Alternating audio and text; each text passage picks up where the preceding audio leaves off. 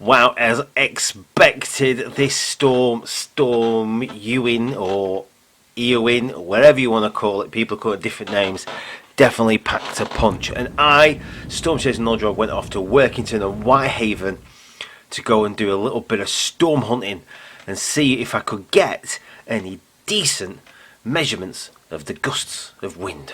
Whoa!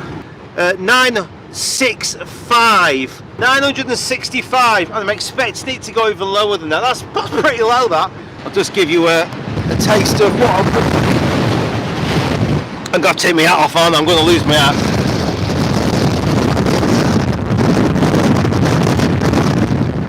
A lot of the action is going to happen because the system itself, the storm system itself, has come down a little bit. Whoa!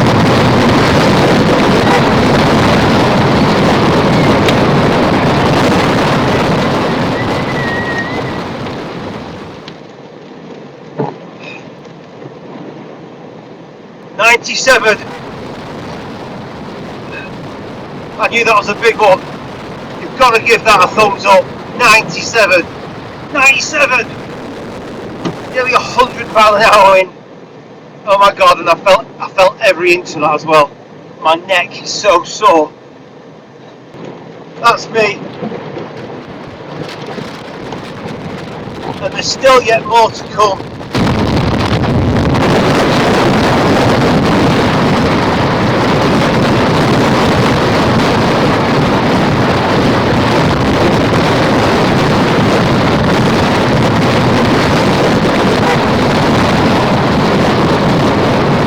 The answer is 86 miles an hour. Wow, proper gustiness that.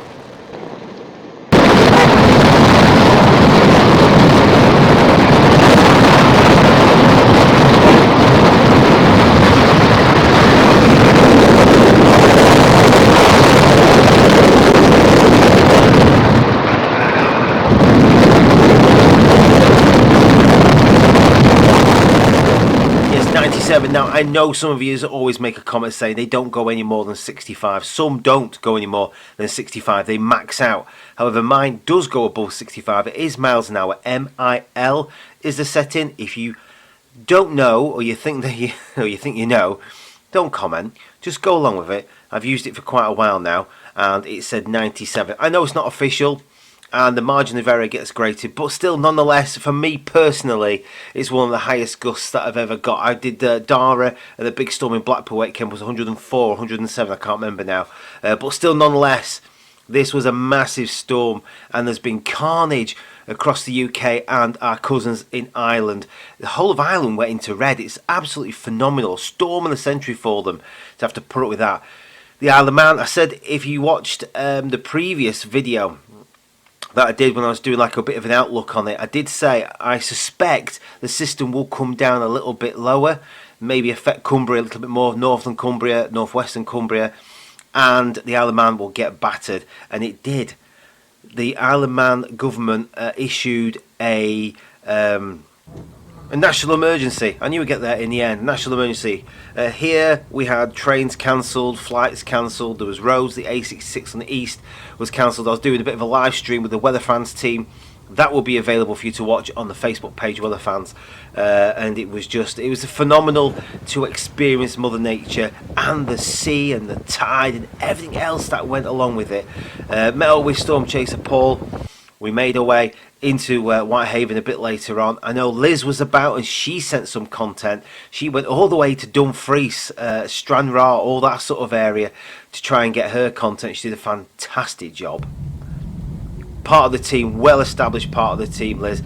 We are very proud of what you did and we're glad that you are safe. And of course, Paul, thank you very much for the content that you've provided as well. Any links to see their content separately are always in the comment section area down below. And at one stage the Met Office were actually talking about a Stingjet being involved in this. Well, some news outlets are calling it a hurricane. I don't think we can because the air temperature is different. The moisture, obviously the temperature of the moisture will be different, but they are hurricane forced winds. 114 that was measured off the coast of Ireland. There's reports online saying 140 has been recorded, but it all has to be official.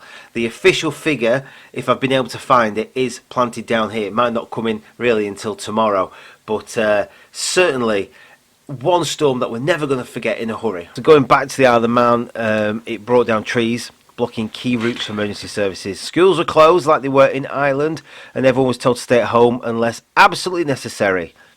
The Manx government said the demand on services is over and above what services can comfortably manage, and additional resources will be called in to assist where it is safe to do so.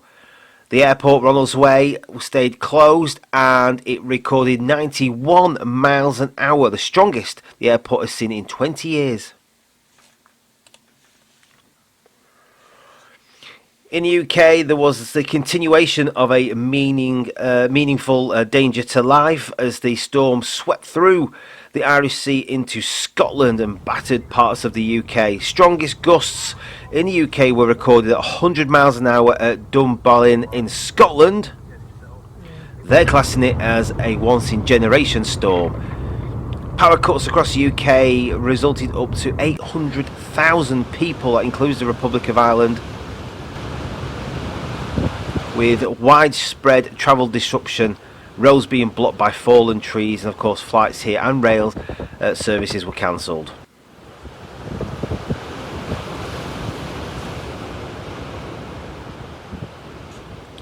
Thankfully, there's been no reports of any fatalities. It always does worry me and concern me when we get storms like this, because sometimes people do not prepare. But I think kudos to the governments of the Isle of Man, the Republic of Ireland, the British government as well.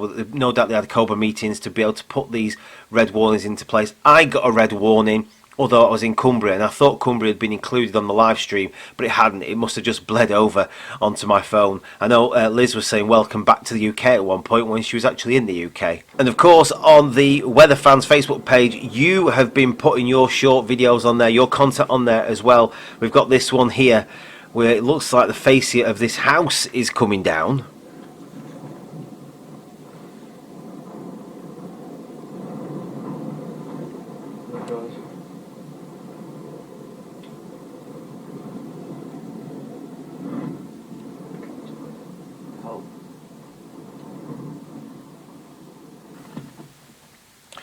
Yes, help indeed, Swain. I'm sure everything is A-OK. Andrew Purvis, you put this picture on. Is this your car? No, it ain't no joke. A roof tile has come off and smashed on your windscreen, which is a bit of a downer for you, mate. Hope you get that sorted. Chimney in Armfield in Liverpool looks like it's about to give up for the rest of the day. There, your satellite TV reception is definitely gone. Good. Thank you very much for posting these, by the way, on the Weather Fans Facebook page. Geraldine, you managed to get what looks like a canal. Don't know if it actually says where it is at, but you've got the ducks there bobbing up and down. Just shows you the ferocity. You can hear the wind. And see how there's a tide now on the canal, which is not something you normally see.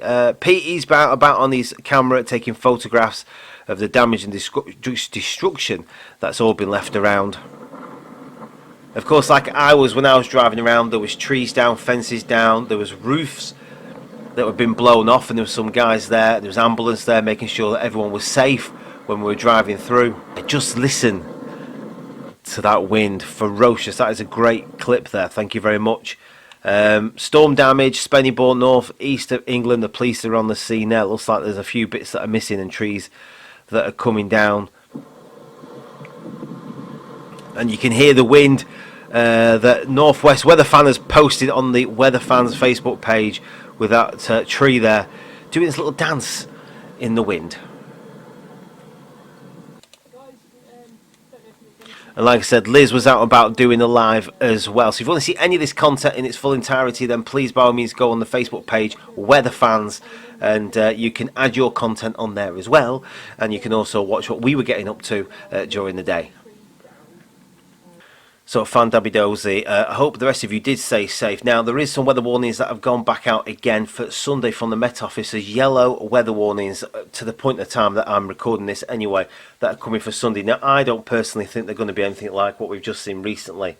But you do see this system, this is on the Windy website, coming up, and it goes right across the west side of Ireland Now, obviously, on the western coast of Ireland, you're going to get some of the biggest gusts of winds there. We're talking about 50, 60 knots, or the equivalent in miles an hour.